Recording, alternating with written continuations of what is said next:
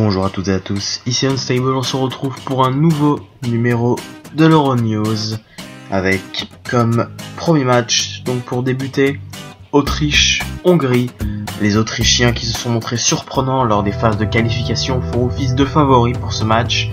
Attention tout de même aux Hongrois qui ne viennent pas ici pour faire de la figuration. Dès le début du match, les Autrichiens se sont montrés dangereux par l'intermédiaire de David Alaba, le joueur du Bayern Munich, qui déclenche une frappe qui finit sur le poteau. Alors que les deux équipes se livrent bien, c'est la Hongrie qui ouvre le score à la 62e grâce à Adam Szalai. Le malheur continue pour les Autrichiens, puisqu'à la 66e minute, c'est Dragovic qui prend un deuxième jaune et est donc exclu. L'Autriche devra donc finir son match à 10. Et à la 88e minute, les Hongrois tuent le match grâce à un but de Zoltán Stieber. C'est donc une victoire pour la Hongrie 2-0 face à l'Autriche. Un petit exploit quand même pour les Hongrois qui rentrent bien dans leur compétition et qui montrent qu'il faudra compter sur eux pour les matchs à venir.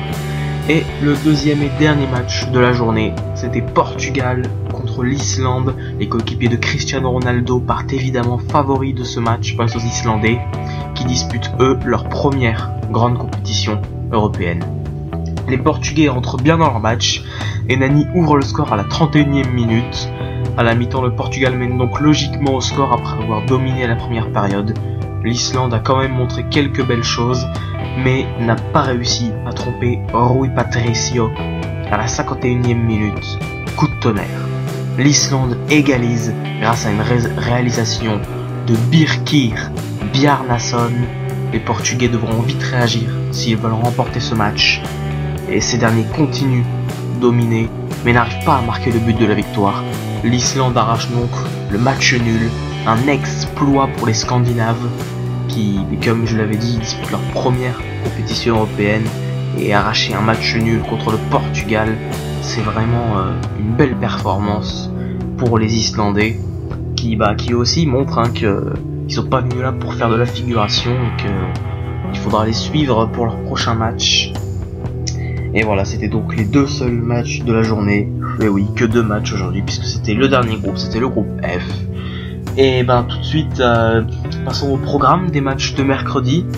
Et bien mercredi, nous retrouverons bien sûr notre équipe, l'équipe de France, qui jouera à 21h contre l'Albanie. Un match à suivre sur beIN Sport et sur TF1. À 18h, vous pourrez suivre Roumanie contre Suisse, le deuxième match du groupe A. On va tout simplement voir si la Suisse va se qualifier pour le prochain tour, puisque si la Suisse gagne, ils seront qualifiés, et pareil pour la France. Et le troisième match de la journée, donc le premier, puisque j'ai commencé par l'ordre inverse, j'ai commencé par le match de 21h.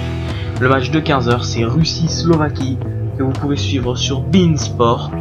Un match où la Slovaquie va devoir se ressaisir, et où les Russes vont continuer sur leur lancée du match nul du côté de Marseille contre les Anglais, en espérant qu'il n'y ait pas d'autres affrontements entre hooligans. Donc à la fin de cette revue, je vous redonne rendez-vous demain. Je vous dis bonne soirée.